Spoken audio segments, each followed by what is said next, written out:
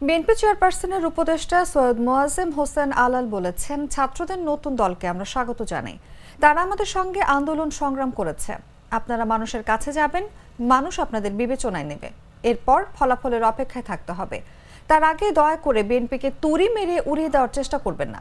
BNP তুড়ি মেরে উড়িয়ে দেওয়ার দল নয়।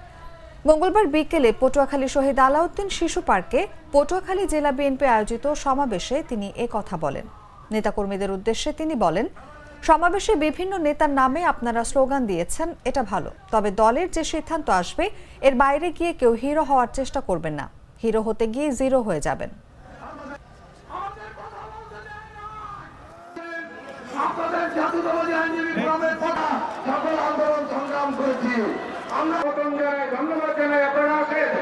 মানুষের সামনে আপনাদের কর্মসূচি দেন।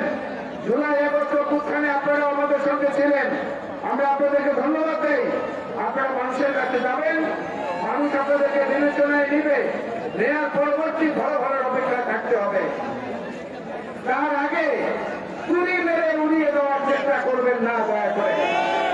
বিএনপি তুড়ি মেরে উড়িয়ে দেওয়ার দল না।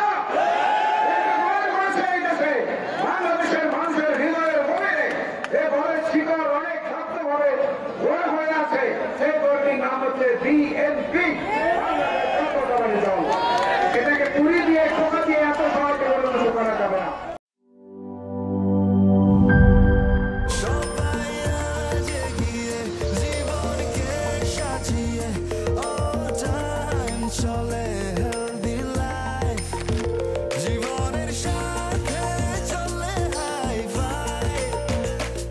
চলার পথে স্বাস্থ্যকর all time honeycomb, all time healthy life.